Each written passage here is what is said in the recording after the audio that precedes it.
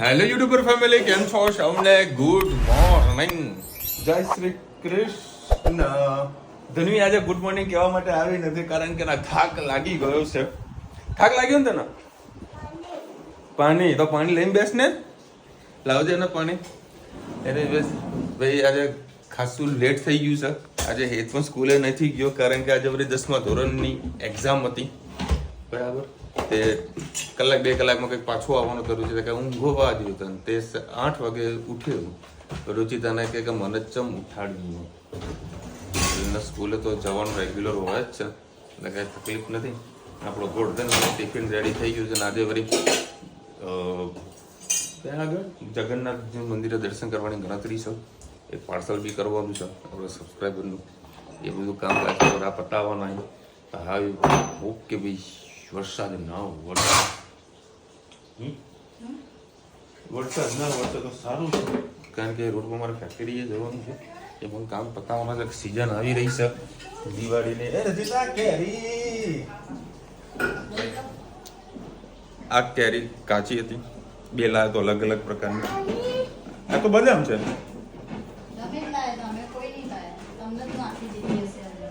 એવું તો આ મૂકો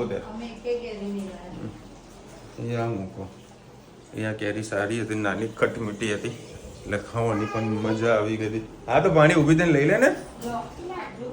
તો પાણી બધું અમારે સગવડ કરવાની. અને આજ તો વળી બધાના જોડે ઉઘરાણી કરતી હતી માં ધૂંઢી.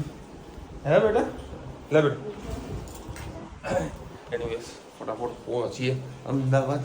અને તમને જો આજે પોસિબલ થાય ને તો દર્શન પણ કરાવી. જો આવી ગયો ફોન ચાલુ. જય શ્રી કૃષ્ણ સૌને. મારા સવારના રસોડામાં આપનું સ્વાગત છે. આજે પાછા ભીંડા બટાકા તમારી સાથે રેસીપી શેર કરું. બટાકા શેકાવા મૂકી દીધા છે, મસાલો કરીને મીઠું અને હળદર નાખીને તેલમાં. આ બાજુ આપણે સાથે પણ કરી શકીએ છીએ, પણ આના અંદરથી ધનુને આપણાને બટાકા બહુ જ ભાવે છે, એટલે થોડા બટાકા મસાલામાં થઈ જાય આપણે કાઢી અને પછી ભીંડામાં નાખીશું. આના અંદર મેથી, લસણ અને લીલા મરચાં નાખ્યા છે. ભીંડા સુધાર્યા છે.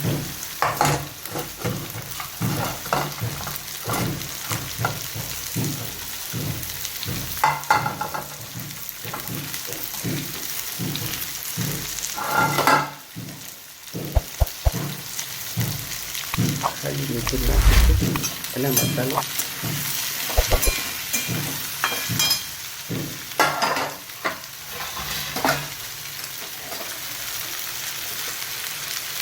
હળદર, ધાણા જીરું, હિંગ, લાલ મરચું, ગરમ મસાલો સાથે સાથે બધો મસાલો પણ કરી દીધો. થોડું હવે લીંબુનો રસ નાખું એટલે એની ચીકાશ દૂર થઈ જાય.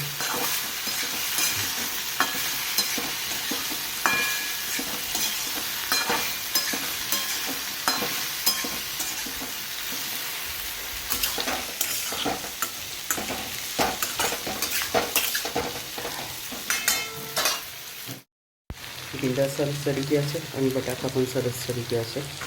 એને આપણે સરસ આપણે મિક્સ કરી દઈશું. બટાકા દઈશું.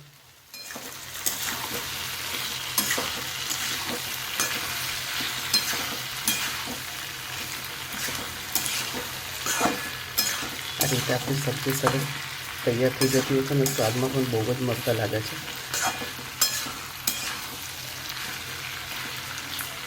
5 મિનિટ જેવું થવા દઈએ, પછી આપણે સબ્જી થઈ જાય તૈયાર. થોડાક ઉપર દાણા નાખી દઈએ. ભીંડા બટાકાની સબ્જી તૈયાર. તો કોમેન્ટમાં ચોક્કસ જો મારી સબ્જી કઈ. જય શ્રી કૃષ્ણ સૌને. મારા સાંજના રસોડામાં આપનું સ્વાગત છે. આજે બનાવીશું સેવ ટામેટાની સબ્જી. આના અંદર લીલા મરચાં, લસણ, ડુંગળી અને ટામેટાં. સિંગ તેલ નાખેલું છે. રઈ નાખી, રઈ તતરી ગઈ.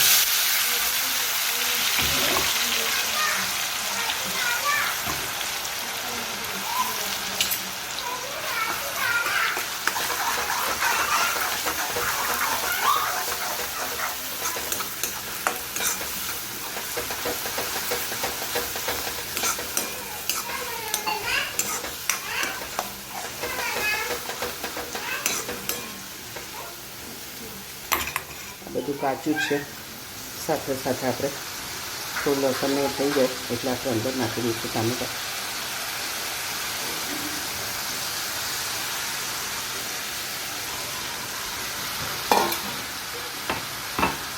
એના ઉપર નાખી દઈશું મીઠું, હળદર, હિંગ,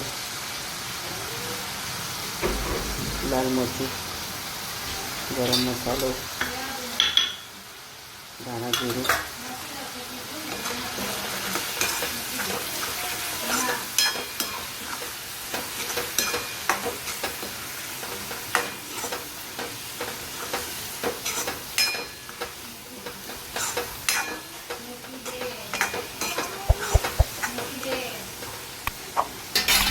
થોડું પાણી નાખીએ.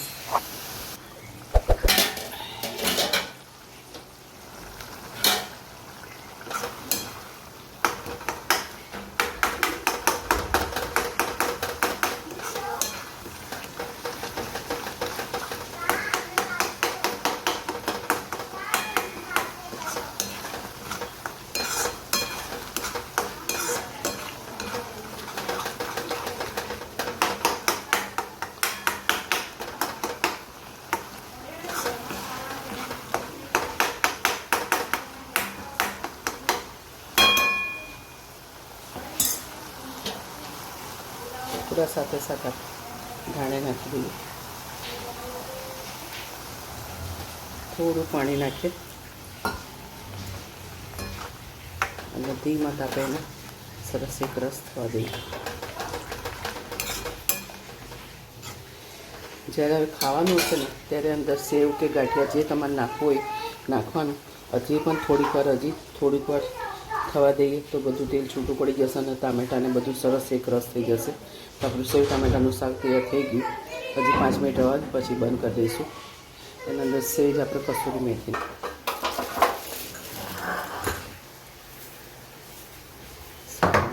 કસૂરી મેથી,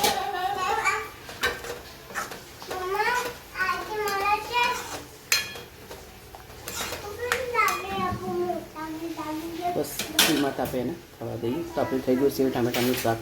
કોમેન્ટમાં ચોક્કસ કહેજો અમારી સબ્જી કેવી લાગી. બોલો આ જીવડું પકડીને લઈને આવી. મને કે પપ્પા હાથ લાવો તમારું. મેં કીધું શું છે કે જીવડું. આ જીવડામાં હાથેથી પકડે. જુઓ છે કોઈ બીક છે ને?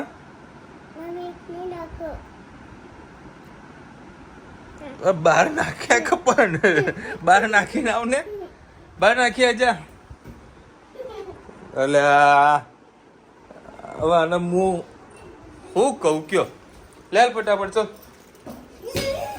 મસ્તી હવે કરવાનું ચાલુ કરતા. ટોમ એન્ડ જેરી કાલ તો બરોબરની મસ્તી કરી હતી. અને આ ચશ્મા 10 હવે તૂટી ગયેલા. તું વખાણ કરવા જતો તોડી દીધા. એ ચશ્મા 10-20 રૂપિયાના લગભગ 2-2.5 વર્ષ ધીરે 2-2.5 વર્ષ ચાલ્યા છે. ચલો ભાઈ 10:15 વાગ્યા. જો તમને ઘડિયાળમાં કોઈ દેખાય? મને નહીં દેખાતું. થોડો ફરક પડાશે આવો. અને ધનવીનું ક્યાંનું નાડું લબડી રહ્યું છે તે ખેંચતી નહીં. મેં કે બાપા ખેંચવું તો નીકળી જાય છે. તો બધું બોલ જ રમ. આ હેતનો બોલનો બહુ શોખ થાય છે.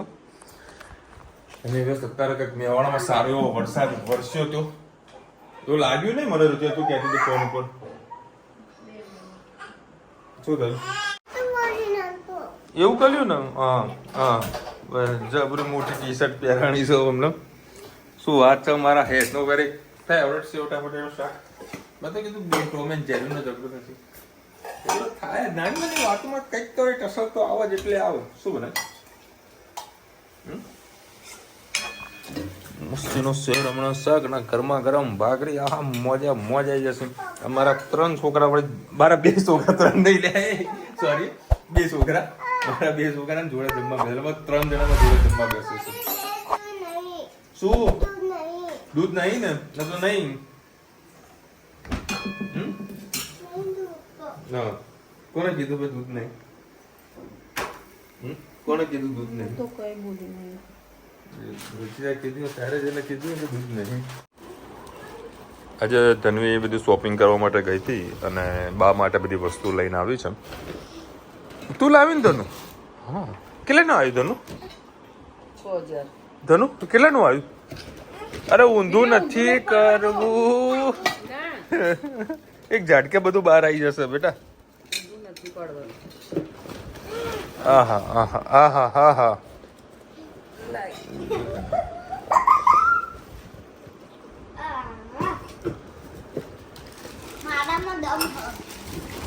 પેલું નીચેનું લાવી છે જોજે. કયું લીધું હોય? ઇલેક્ટ્રિક વાળું લીધું? અરે એ થશે આમાં? ભાઈ કોમેન્ટમાં કહેજો. બાકી મને એટલી ખબર છે મમ્મી અહીંયા કે જાડી જેવું હોય ને તો જ થશે. ચેક કરી લેજો. ચલો ભાઈ ગ્લાસ પણ નવા આવી ગયા છે. મમ્મી વળી અમિતમાં જઈને ગયા છે બધા. રોટલી મૂકવાનું.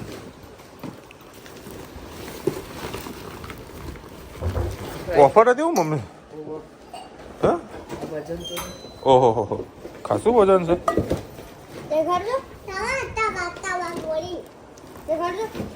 કેટલાનું હોય જુઓ? 1945. 1200 રૂપિયાનો.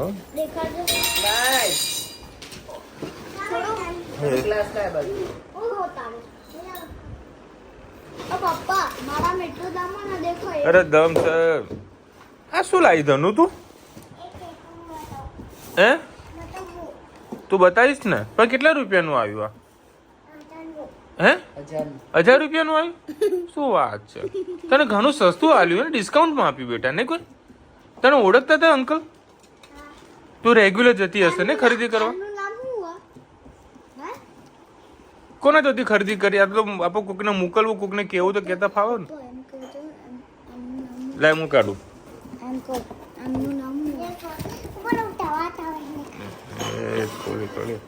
વાહ વાહ સરસ. આમાં શું બનાવવાનું? સેન્ડવિચ બનાવવાની? હા ધણું પિઝા બને? બને ને? હા હા બે બને. સરસ. તું તો મસ્ત લાઈ માં દીકો. બતાવજો. સરસ. જો મેં તને આવું કહું છું. આવું હશે ને તો જ ચાલુ થશે. પેલું તું એક વાર ચેક કરી લેજે. કદાચ ના પણ થાય. આ તારી ઇલેક્ટ્રિક સગડીમાં કરવું તો ઉપયોગ થઈ શકે. કારણ કે ભાવ તમને ત્યાં નવા ઘરે સોલર લગાવવાનો છે એટલે લડા પતી ગયું ને. હા આ શું મસાલી વાળું? સરસ. આ કેમ પેપર છે?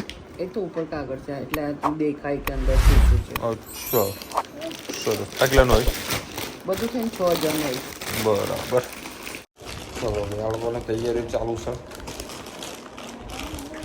સામાન અનબોક્સિંગ કહીએ ને ઓપનિંગ ખરું ને એ નવા ઘરે થશે. હજુ તો કેટલો સામાન બધો બાકી છે. આયા કરશે ધીરે ધીરે ધીરે ધીરે. જેમને એમ ત્યાં જશે ભાઈ ખબર પડશે કે એ આખું ટ્યુબ એટલે ભાઈ લાવશે. શાંતિ શાંતિ. ઉત્તમભાઈ લખી રહ્યા છે વિશાલભાઈ તમારા પપ્પા માટે અક્ષરધામમાં મંદિરમાં વ્હીલચેર હોય છે જ. અમે કીધું તું બધું ચલો વ્હીલચેરમાં તમને શેર કરાવીએ. મારે નથી. બધે અંધારું અંધારું હતું ને ચાલવાનું ઊંચું નીચું ઊંચું એટલે એમને મંદિરની વાત મંદિરમાં દર્શન કરવા આવી શકતે. બાકી અક્ષરધામ મંદિર જે એક્ઝિબિશન જોવા ગયા ને તો ત્યાં આગળ ધનવી થોડી ડરી ગઈ હતી. મજા આવી. 60 રૂપિયા ટિકિટ છે. કોઈ વધારે પણ ટિકિટ નથી. કલ્પનાબેન લખી રહ્યા તમારી ડોટર તમે અને મારતી હોય છે, તપ્પર મારતી હોય છે, સારું નથી લાગતો. છોકરીઓને કોઈ કહેવાય ગમે તેટલું બોલો તો કશું બીજું હા બે જવાબ બીજા આવે પાછું. ધનુ મારતી નહીં મને એ મારતી ના કહેવાય ને પ્રેમ કહેવાય. પ્રેમ. અને પૂછો ને કોણ કેને માર્યું તો માર્યું. સૂર્ય રાવલ લખ્યા નારદી પુલ પડિયલ સલડી વાળો રસ્તો પણ સારું છે. અચ્છા આઈ થિંક મેં કદાચ એ જ રસ્તો પકડ્યો હશે મારા અંદાજ મુજબ. કારણ કે અમે ગાંધીનગર જે પાછળનો જે ભાગ આવે છે ને જે કલોલ જવાનો રસ્તો પડે છે ત્યાંથી હું નીકળ્યો હતો. ત્યાંથી અમૃત હોટલ છે ત્યાં રસ્તો મેં પકડ્યો હતો. કારણ કે મહેસાણાથી ગાંધીનગરનો રસ્તો બહુ જ ખરાબ છે. મને નથી લાગતું કે ભાઈ 1.5-2 વર્ષ સુધી આ રોડનું કોઈ નિરાકરણ થશે. અને ચોમાસામાં તો સારી રીતે લોકો રસ્તા ખરાબ કરી જ નાખતા હોય છે. ગાયત્રીબેન લખે વિશાલભાઈ શો જોવા બીજા વાર સાંજના ટાઈમે રાખજો. હા ગાયત્રીબેન 100%.